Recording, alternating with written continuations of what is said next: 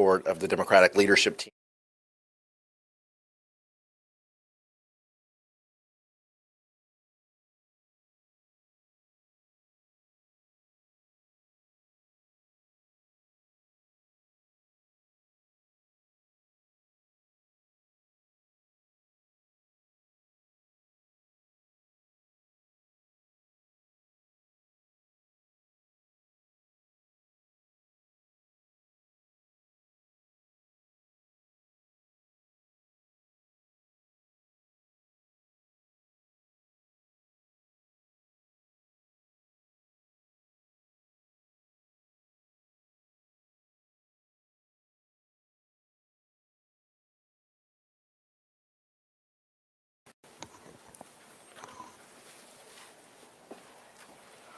Welcome, everyone.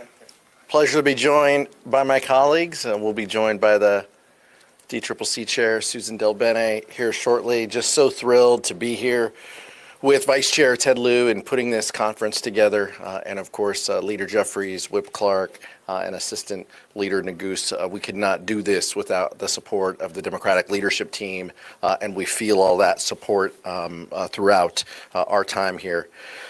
In the first 7 weeks of the Trump administration, we have seen nothing but chaos, confusion, and corruption coming out of the White House.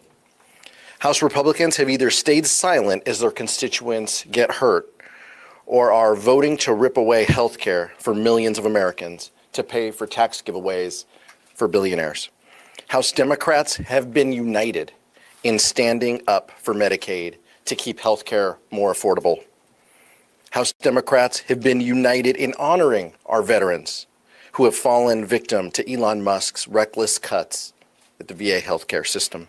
We've been united in protecting Social Security, even as the President of the United States used his joint address to lay out the groundwork for cutting these benefits by lying to our country about the claims of 100-year-old beneficiaries. And all of us remain united in our overarching message to make Leader Jeffries, Speaker Jeffries, no later than next year.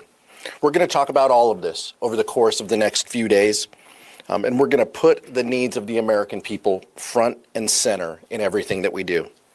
The economy that House Democrats helped build is in a freefall. In 2026, we need a Democratic House to protect the American people from the costly missteps of the Trump administration. With that, introduce Leader Jeffries. Thank you, Chairman Aguilar and Vice Chair Lieu, for your leadership, for convening House Democrats, and for the manner in which you have presided over the House Democratic Caucus in such an effective way during these very challenging times. Donald Trump and House Republicans are crashing the American economy in real time and leading us toward a possible recession. Donald Trump and House Republicans promised that they would lower the high cost of living on day one. Costs aren't going down, they're going up. Inflation is going up. The stock market is going down. Consumer confidence is going down. Consumer spending is going down. The retirement security of the American people is going down, and it's all connected to the chaos, confusion, and corruption of the Trump administration and extreme MAGA Republicans. House Democrats remain united in the effort to protect Medicaid and the health care of the American people. We remain united as it relates to protecting Social Security and Medicare. House Democrats strongly opposed the reckless Republican spending bill that will hurt families, hurt seniors, and hurt veterans. House Democrats remain committed to building an affordable economy and driving down the high cost of living for everyday Americans. And House Democrats are united in our understanding that we must take back the majority next year with the fierce urgency of now. One of the members who has led us in such an extraordinary way, both as it relates to keeping Democrats together, as was the case yesterday, and of course, as it relates to the House Republican devastating budget resolution, is our dynamic whip, the Honorable Catherine Clark. Thank you so much, Mr. Leader. And to Chairman Aguilar and Vice Chair Liu, we are so grateful to you for once again organizing this opportunity to come together as Democrats. This is always a powerful opportunity and issues conference, but this year especially, we are really grateful because we have a lot to dig into, especially the last 24 hours have shown a stark illustration of what we're fighting to stop. A Republican Party that promised to put more money in the pockets of working people. They turned around and stole their money, stole from their own constituents, from their schools, their health care, their retirement, all to cut billionaire taxes and funnel corrupt contracts to Elon Musk. Just look at the split screen. People can't afford their rent. They can't afford eggs. And what is Trump doing? He is hawking luxury car brands of his biggest donor on the White House lawn. The same day, he is slashing the Department of Education in half, going after 180,000 teachers whose jobs depend on federal funding, 7.5 million special education teachers who get federal support, and the 90% of kids in this country who attend our public schools. And that's just the start. Yesterday's defunding bill is going to wreak havoc on working families. And once again, it's women and girls who will pay the heaviest price. The domestic violence survivors, they're voting to evict them. The overworked VA nurses, 84% of whom are women, who are either fired or being forced to take on even heavier workloads. The patients watching Republicans defund Alzheimer's disease, breast cancer, and maternal mortality research. The moms who are searching for affordable childcare. Whether it's born out of cruelty, cowardice, or corruption, or all three, the GOP is hell-bent on making families at home unsafe. So we recognize these are brutal and scary times, but here's our message to the American people. The House Democrats stand with you. We are fighting alongside you. We are not going to let House Republicans get away with this crime spree. Every day, leaders from our caucus are holding the line, and especially a little preview, the extraordinary women who have joined our ranks this caucus that I hope you will come join me at 10:15 a.m. tomorrow to meet our freshman women. But in the meantime, I will turn it over to another remarkable leader, our field general and talented chair of the DPCC, Susan Delbene. What did I say? Oh, she, you know, we have a lot of acronyms. One of those, the DCCC. Thank you. Good afternoon, everyone. Just a little over 2 months into their trifecta, House Republicans are well on their way to breaking the economy. Consumer confidence is evaporating. A new CNN poll today shows a majority of Americans disapprove of Trump's handling of the economy. A record high stock market has lost all its gains since January, and prices continue to rise at the grocery store, the gas pump, and the pharmacy counter. Affordability was the #1 issue for voters last election, but House Republicans have done nothing to lower prices. Promises were made, promises are broken. Their tariffs will raise prices and create massive uncertainty for businesses, small and large. A small business owner in my district recently told me he's already losing business. He's not sure if he can be competitive price-wise going forward. Just the uncertainty alone of whether tariffs will be there or not has caused him to lose business. And what's more, the stop and start and chaotic nature of these tariffs continues to be extremely harmful. It's easy to lose business. It's hard to get it back. And House Republicans seem fine with this. They dismiss the damage they're causing as a little disturbance. But when a farmer can't buy the fertilizer they need during planting season right now, or export their crops, that's not a little disturbance.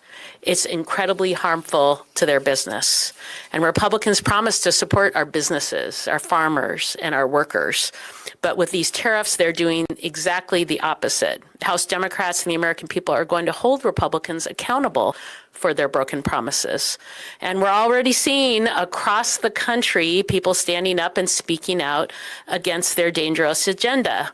The public is opposed to their cuts to Medicaid. They're opposed to the mass layoffs of firefighters, of inspectors in charge of combating bird flu, of veterans who are supporting veterans at the Veterans Administration. House Republicans know how unpopular their agenda is, which is why vulnerable House Republicans have stopped holding in-person town halls. They can't, they can try to hide all they want, but they can't hide from voters forever. The frustration and anger we're seeing across the country should send a loud message to House Republicans. People are ready for a change, and they're ready to help House Democrats take back the gavels. So now I want to turn it over to our incredible Vice Chair from the great state of California, Ted Lieu. Thank you, Susan. Good afternoon. Chairman Aguilar and I are excited about this year's Issues Conference. And let me start by thanking Leader Hakeem Jeffries, Whip Clark, and Chairman Aguilar for their strong leadership in unifying the Democratic caucus against the Republican CR. That was a strong show of force yesterday by House Democrats. Donald Trump last week came to Congress and he lied to the American people. He promised a golden age. Instead, we're entering a Trump slump. We see that prices have increased, especially egg prices. We see the stock market is down approximately 2,500 points since Trump took office, and consumer sentiment is down. And this is because of his chaotic policies, such as indiscriminate tariffs, and then his weakness and indecisiveness in flip-flopping on those tariffs. That is causing a lot of chaos in the markets. He's also doing harmful things like cutting scientists and inspectors who work on bird flu. He's cutting funding for scientists who are working on diseases such as ALS, Alzheimer's, and cancer. And the American people are noticing. In January, Democrats flipped a state Senate seat in Iowa that Trump had won by 21 points. And just this week, in another special election in Iowa for a House delegate seat, our candidate overperformed by 24 points. And with our field general, Susan Delbene, we're going to flip the House next year. And I look forward to working with this entire leadership team in doing so. It's now my honor to introduce Joe Neguse, who has done a fantastic job as Assistant Democratic Leader. Well, good afternoon. Thank you all for being here. Thank you to Chair Aguilar, Vice Chair Lieu for convening us for the important conversations that will ensue over the next 2 days, and of course to Leader Jeffries, Whip Clark, and Chairwoman Delbene for their incredible leadership over the course of these last several years. There's a headline that I came across this morning that I think so well encapsulates the chaos and the dysfunction that we are living through and the precarious moment that we find ourselves in. From CBS News, and the headline is this: Lutnick says Trump's policies are, quote, worth it, even if they lead to a recession. The Lutnick, of course, that this article is referring to is President Trump's Commerce Secretary. Think about that for a second. That in his view, these reckless economic policies are worth it, even if they cause a recession. And it appears they will get their wish. As you heard Vice Chair Lieu, Chair Aguilar, Leader Jeffries, Whip Clark, Chairwoman Delbene describe the economic havoc that President Trump and his administration have created over just the course of these last 7 weeks. Stock market crashing, job losses piling up, 401ks vanishing, the prices for everyday goods going up across the board. Federal workers, folks at the Forest Service, wildland firefighters in my district back home in Colorado, purged from the federal government, agencies being dismantled. All of this has real-world consequences for the people that we are also privileged to serve here in the United States Congress. The time for the Trump administration to abandon these reckless policies is now. They warrant a decisive, comprehensive response from House Democrats, which is precisely what we've done for the better part of the last 7 weeks, and we look forward to having more discussions on our response in the days ahead. And with that, I'll turn it back to Chairman Aguilar. Thank you, Joe. Questions? Brianna? Question for all of you, but Mr. Leader, I know you said a couple weeks ago, what leverage do we have as Democrats in the minority? Obviously, you all exerted some kind of leverage yesterday, and you almost unanimously voted against. Is that the only point of leverage that you guys foresee being able to use? And should Senate Democrats also use that leverage of voting no on this bill? The leaders also talked about, look, there's a debt limit, there's future appropriations, discussions. There will be opportunities for us to show how united we are fighting for the American people. Susan DelBene came from a hearing where Ways and Means members were doing just that. Each and every day, we show we're united for everyday Americans. Now, we're going to continue to work with our members and talk about ideas and strategies on how we show that, how we demonstrate that. The leader will guide our efforts. But what you saw yesterday and what you saw in the budget reconciliation vote, where Catherine Clark and her whip team got every Democrat on board, shows and demonstrates exactly who we're fighting for and what our focus is. Mr. Leader. That was a rhetorical question that I asked in response to a reckless charge from Speaker Mike Johnson that it was House Democrats who were determined to shut down the government. I'm not even sure why we're still on that point. After what we've seen repeatedly in terms of House Democrats standing firmly together to oppose the largest Medicaid cut in American history. Every single House Democrat. And Republicans are on the run all across America, which is why they have been ordered not to hold town hall meetings. House Democrats are doing the exact opposite. Next week, we will have a day of action all across America in support of Medicaid. And our members will continue to hold town hall meetings, engage with constituents, visit schools, hospitals, and nursing homes to make it clear that we're standing up for the American people. So we will continue to be united in our defense of everyday Americans, and Republicans are clearly united in bending the knee to Donald Trump and Elon Musk. Should Senate Democrats also stay united like you will? I don't know why anyone would support that bill. For the United States Senate, look, we're going to wait for the white smoke just like everybody else out of their lunch, but there is nothing in this bill that gives the certainty that the American public need. Cuts to veterans' health care, continued cuts for these agencies that are providing services from wildland firefighting to cancer research.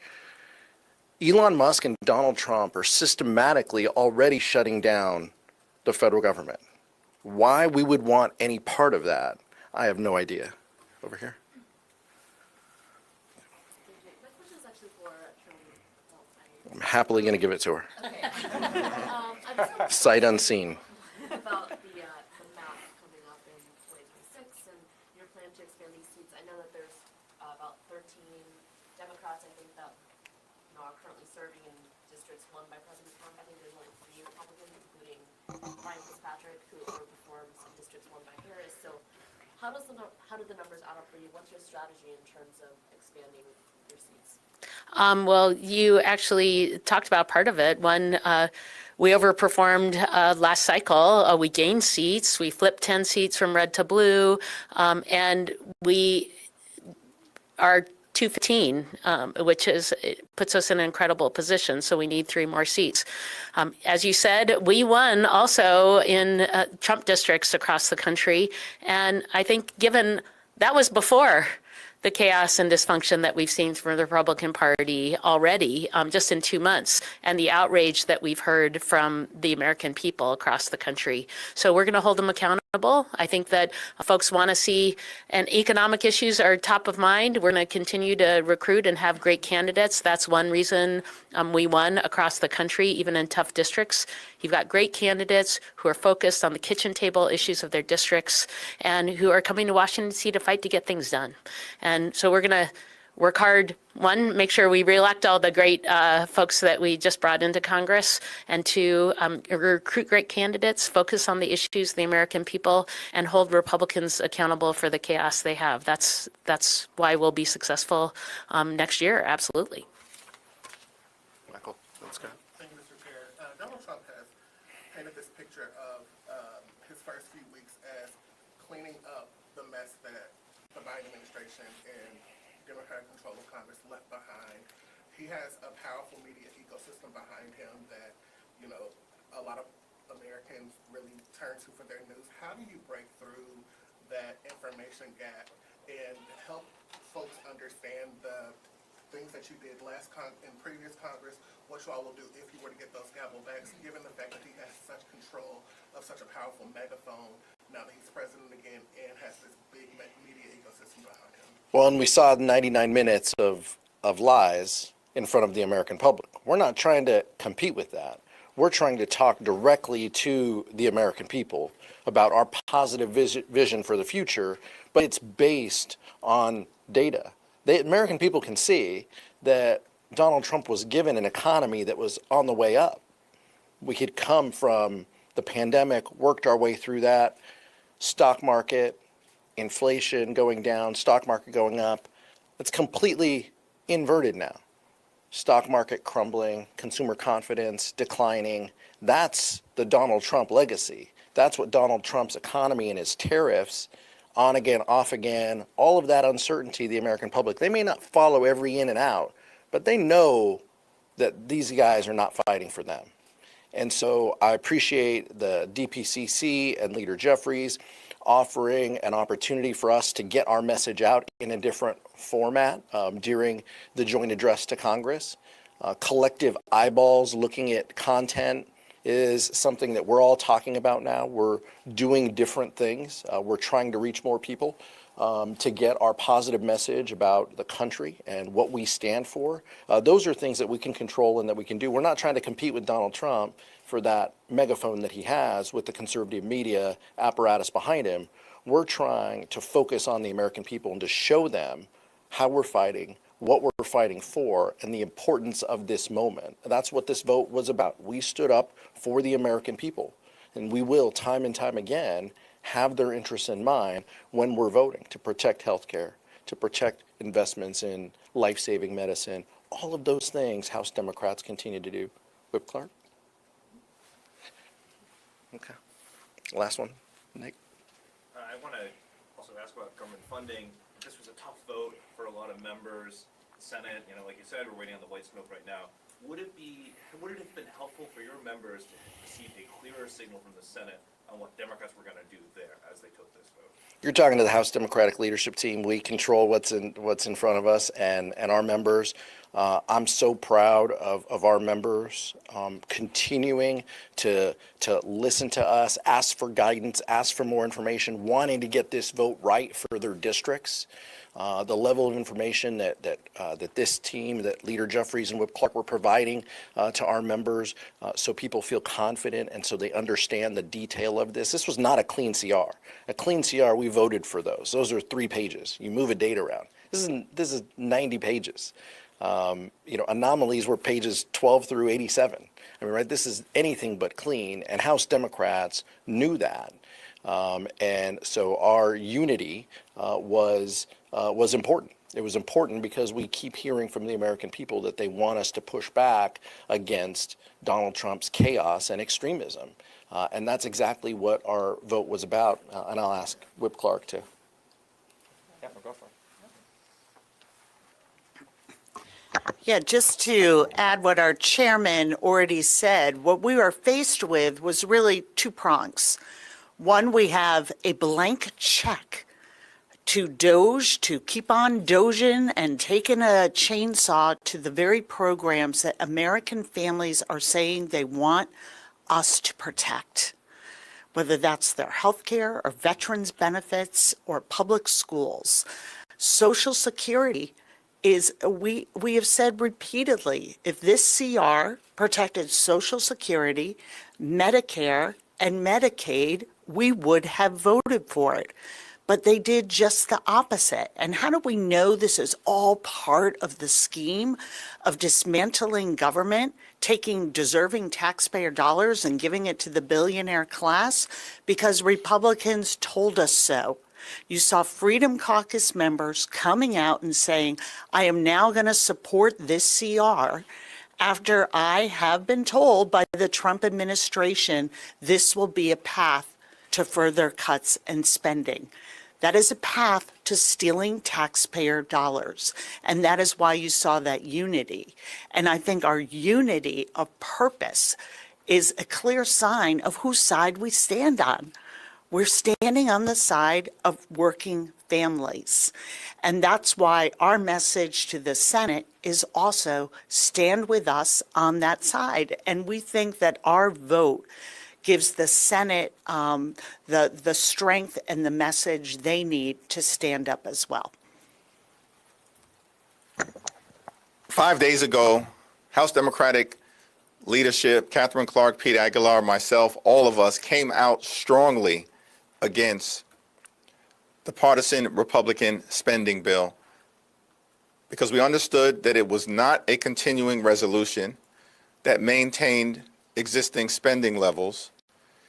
It was a right-wing extremist wish list that would hurt the American people.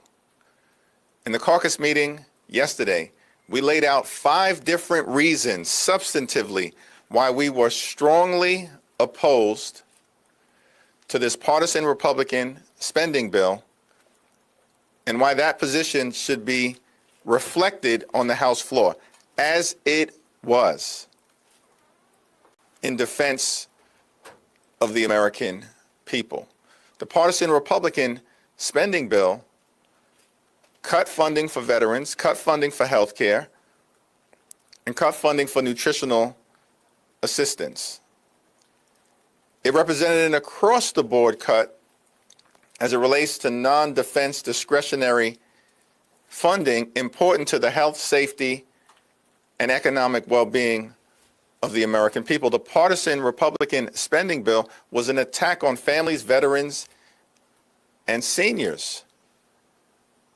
The bill that was strongly opposed by House Democrats is a power grab that further unleashes and entrenches Elon Musk's efforts to take a chainsaw to Social Security, Medicare, Medicaid, and the priorities of the American people. And there is an alternative for the senators, Democrats and Republicans, to consider. It's a 4-week, clean, continuing resolution that gives both the House and the Senate, Democrats and Republicans, the ability to try to reach an agreement that actually meets the needs of the country and does not hurt everyday Americans. Sure.